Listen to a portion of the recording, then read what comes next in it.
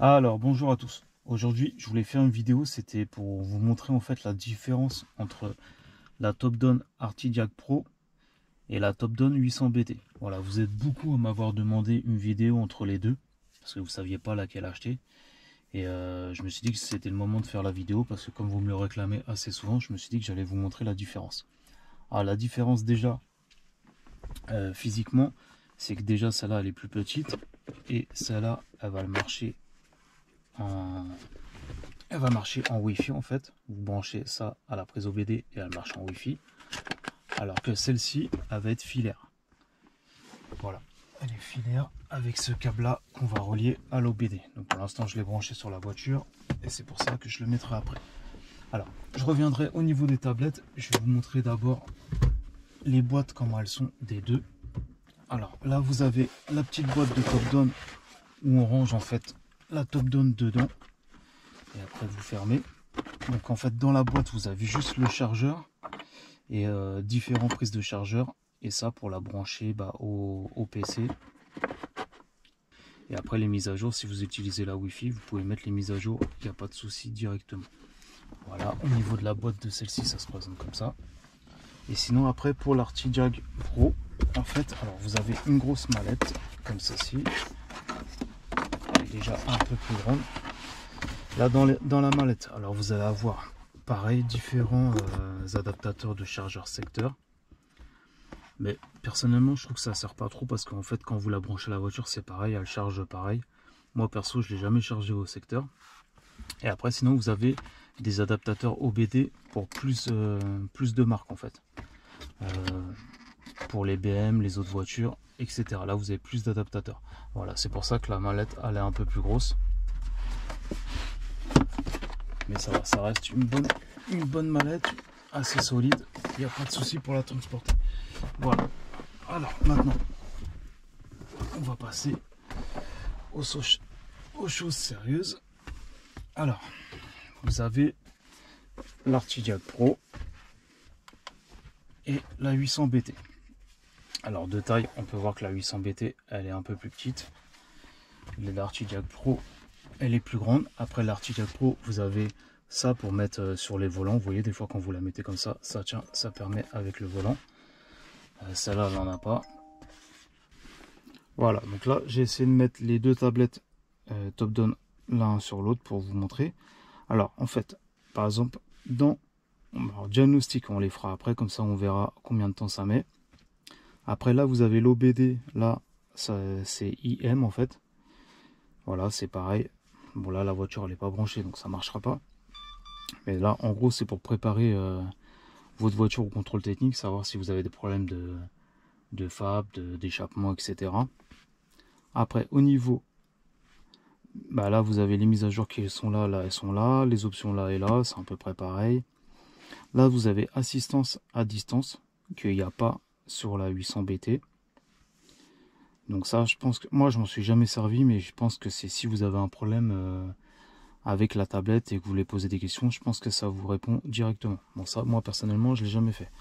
Donc, je peux pas vous dire si ça marche bien ou pas, mais en général, la société Topdon, ils répondent assez vite. Même par mail, même par message, ils répondent assez vite dans la journée. Donc, normalement, je pense que c'est assez bien. Après, quand on va dans service, on va aller tout de suite dans service. Là, ça s'appelle maintenance. Attends, j'ai été trop vite. Ça, oui. Alors, en fait, dans service, là, vous avez, en fait, il y a 3, 6, 9, 12, 18, 21, 24. Là, il y a 28 rubriques. Et là, il y en a 4, 8, 12, 16, 20, 24, 28. Là, il y a 31 rubriques. Donc, vous voyez, c'est... voilà, il n'y en a que 3 en plus.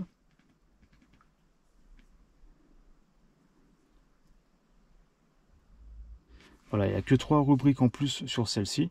Après, les mises à jour sur la 800 BT, elles sont gratuites à vie. Alors que l'Artidiac Pro, il me semble que c'est... je crois que c'est au bout de 2 ans. Je ne sais plus si c'est 1 an ou 2 ans. Mais au bout d'un an ou 2 ans, après, vous avez les mises à jour qui sont payantes. Une fois par an, si vous voulez faire la mise à jour, elle sera payante. Après, bien sûr, une mise à jour, ça veut tout dire et rien dire. Par exemple, une mise à jour, je sais pas, vous voulez mettre les véhicules de l'année, on va dire que vous avez une 2022, et quand vous passez en 2000, en fait c'est toujours une année en dessous. Donc par exemple quand on va passer en 2024, vous prenez la mise à jour de 2023. Mais par exemple, je sais pas, moi, si par exemple vous avez une Audi et que vous n'avez pas besoin de mise à jour, qu'il y a déjà toutes les rubriques pour votre voiture, vous n'avez pas besoin de faire une mise à jour. Donc après, je sais que les gens ils me disent toujours les mises à jour elles sont payantes, mais ça dépend ce que vous avez besoin en fait. En fait, chaque valise a ses défauts et ses qualités. Il faut pas voir toujours. Ça, je parle pour toutes les marques. Vous avez des valises qui sont bien pour on va dire, Audi, Volkswagen. Après, elles vont être moins bien pour BM. Elles vont être moins bien pour les marques françaises. Chaque valise a ses défauts et ses qualités. Donc, il faut vraiment voir de ce que vous avez besoin. Mais sinon, au niveau des rubriques, alors, vous avez, là, c'est pareil, adaptation de l'air carburant. Là, vous l'avez aussi. Là, il y a l'ABS. Vous l'avez. Là, il y a la D-Blue, vous l'avez aussi là. En fait, celle qu'il n'y a pas... Alors, attendez, je vais regarder. Là, vous avez le FAP, ça y est aussi. Mais là, vous avez la régularisation de gaz d'échappement. Là, vous l'avez pas. Après, vous avez diagnostic haute tension. Bah, là, ils disent que vous l'avez pas, mais vous l'avez... Bah, là, vous avez BMS, donc normalement, c'est ça.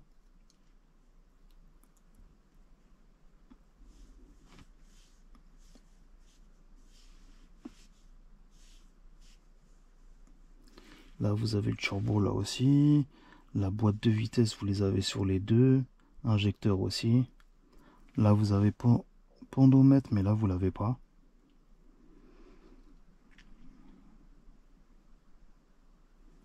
Là, il y a les suspensions, pareil. Réalisation des vitres électriques. Là, vous l'avez aussi. Transport, pareil. Les pneus. TPMS, c'est pareil. Ah, là, vous avez le tout ouvrant. Et là, dans celle-ci, il n'y a pas.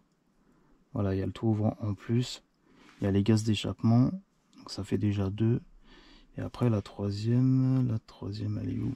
Les clés. Ça, codage de clés, vous l'avez dans les deux. Angle de braquage, vous l'avez dans les deux.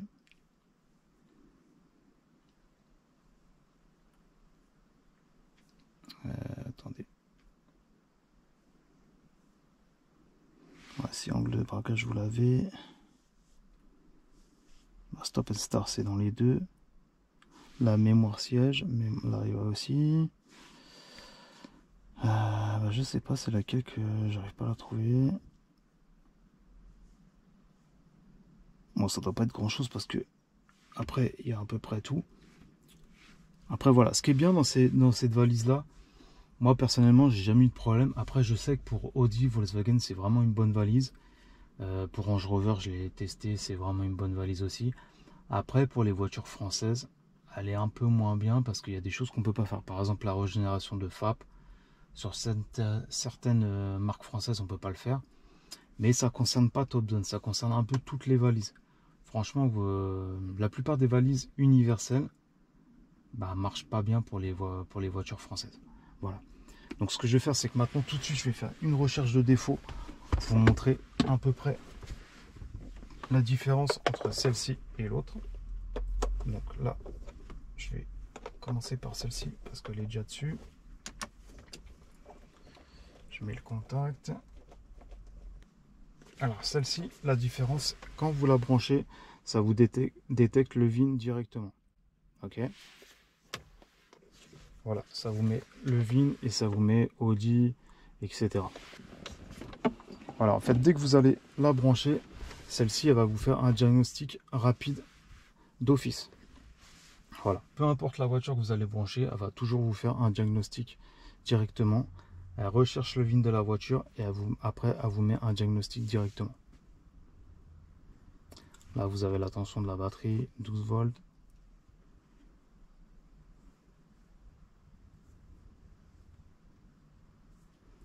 Donc là, on attend que ça recherche.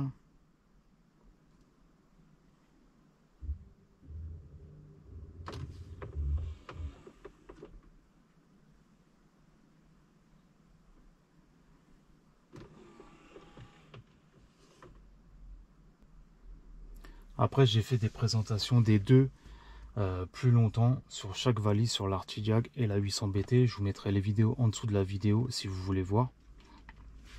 Mais sinon, après, quand vous avez fini, en fait, ça vous met le rapport. Donc, vous voyez, électronique, moteur, boîte de vitesse. Donc, vous voyez, marqué normal, normal, etc. Là, juste une anomalie combinée d'instruments. Donc, vous pouvez cliquer dessus et ça vous met code défaut, aucun réglage de base. Bon, ça ne veut pas dire grand-chose. Mais voilà, là, vous avez... Et ça vous met ce rapport d'inspection. Donc, ce qui est bien, c'est que celles-ci, elles sont traduites en français. Il n'y a pas beaucoup de choses qui sont dans d'autres langues. En général, tout est en français. Donc, c'est bien pour les gens qui ne parlent pas anglais, par exemple. Et après, vous pouvez le partager par mail, par Bluetooth et par Wi-Fi. Donc, voilà, je reviens en arrière. Là, si vous voulez... Alors, attendez. Ah, mais je suis pas en Wi-Fi, donc ça va pas marcher. Ça sert à rien. Non, c'est pas la peine. Voilà, donc ça là, c'était une recherche sur celle-ci. Maintenant, je vais mettre la 800 BT. Après, je sais que vous êtes beaucoup à me demander toujours, est-ce que ça marche avec ma voiture? Est-ce que ça marche avec mon modèle? Est-ce que je peux faire ci avec mon modèle? C'est pas une question de modèle ou de voiture, c'est vraiment une question de... Enfin, c'est...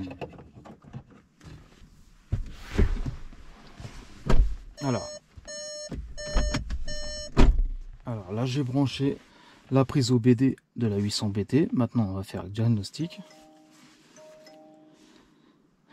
Là, alors, je vais faire Audi.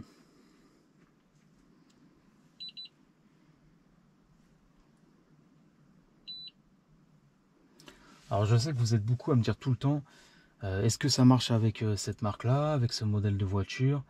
On peut pas savoir à l'avance. C'est je mets test rapide. On peut pas savoir à l'avance. Vous voyez, je vous dis que chaque valise a ses défauts et ses qualités. Donc des fois, par exemple, je sais pas moi, c'est Top Down, ça marche vraiment bien avec Audi, Volkswagen. Après, pour les voitures françaises, ça marche moins bien. Mais ça, c'est toutes les valises. Mais on peut pas savoir à l'avance si ça va vraiment marcher avec votre voiture et votre modèle de voiture. Par exemple, si vous me dites, est-ce que je peux régler ma boîte de vitesse, je sais pas moi, avec mon Tiguan de Volkswagen, je peux pas vous répondre à l'avance, je peux pas savoir. Puisque de toute façon, pour entrer dans la rubrique, il faut le brancher à la voiture. Sinon, il faut demander plus à Top Down. Il faut envoyer un message à Top Down et vous dites, est-ce que je peux faire un réglage de boîte sur mon VW Tiguan? Ils vous répondront, je pense, soit dans la journée, soit dans la semaine. Mais après, moi, je peux pas vous répondre parce que forcément, tant qu'on ne branche pas la valise, on ne peut pas savoir. Mais je sais que vous êtes beaucoup à me poser tous les jours, vous avez des questions sur les valises, à me dire est-ce que je peux faire une régénération sur cette voiture, est-ce que je peux faire ci sur ça. On peut pas savoir à l'avance. Vous voyez, si on branche pas l'appareil, on peut pas savoir. Je vais vous montrer un exemple, par exemple sur les boîtes de vitesse. Là, on est sur mon Audi S3, c'est une boîte auto. Je vais mettre boîte de vitesse et on va voir si on peut réinitialiser la boîte. Je vais pas le faire, mais je vais rentrer dans la rubrique. Comme ça, on verra bien. Donc celle-là, vous voyez, on voit le pourcentage par rapport à l'autre qu'on ne voyait pas. Et on peut voir qu'elle est... Non, j'aurais dit plus long, mais non, c'est à peu près pareil. Donc là, il m'a compté le même défaut, vous voyez, toujours pareil. Aucun réglage de base. Sinon, le reste, c'est pareil. Il m'a pas trouvé d'autres défauts. Voilà. Donc après, là, c'est pareil. Soit vous faites effacer. Voilà, effacer. Mais bon, je pense qu'il va revenir.